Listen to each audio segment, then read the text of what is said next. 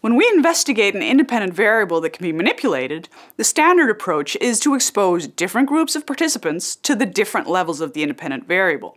We call this a between subjects design, and the independent variable a between subjects factor, or simply a between factor. In some cases, it's possible to let each participant experience all levels of the independent variable. When participants are exposed to all conditions, we refer to this as a within subjects design. The independent variable is now called a within subjects factor, or just a within factor. Suppose we investigate the effectiveness of an experimental drug in reducing migraine attacks at different dosages. Our participants are migraine patients. A standard approach would be to assign patients randomly to receive a low, medium, or high dosage of the drug for 1 week. But we could also choose to let each participant experience all 3 dosages, one after the other, for a total of 3 weeks. Within factors can be combined with other within factors or between factors in a factorial design. For example, in addition to the within factor dosage, we could also investigate the factor gender.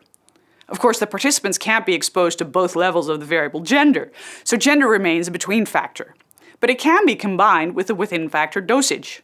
A group of men is exposed to all 3 dosages, and so is a group of women. This allows us to investigate whether different dosages of the drug are more effective for women than for men. Now, we could have investigated the independent variables dosages and gender using a between-between design, with different men and women, each in different dosage conditions.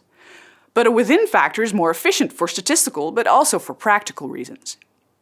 If you need 40 participants in each condition, it might be easier to find just 40 people who are willing to participate for 3 weeks than it is to find 120 people willing to participate for 1 week. The concept of a within factor is closely related to the terms repeated measure design and longitudinal design. Both terms refer, obviously, to studies where the dependent variable is measured repeatedly. In a within subjects design, the same participants are measured on the dependent variable after being exposed to each level of the independent variable. Otherwise, we wouldn't know what the effect of each level or condition is. The term repeated measures design is used as a synonym for a within subjects design, but it's also used to refer to more complex designs with at least one within factor and possibly one or more between factors. The term longitudinal design refers to studies that measure the same variables repeatedly, but over a long period of time. We're talking months, even years or decades. The term longitudinal design usually refers to correlational studies, where no independent variables are manipulated.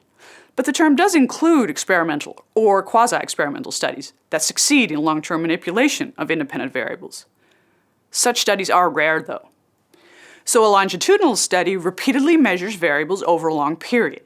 Repeated measure designs also measure repeatedly, but run shorter and refer to studies with manipulated independent variables, where there is at least one within factor and possibly one or more between factors. The term within subjects design is generally used to indicate a design consisting of within factors only.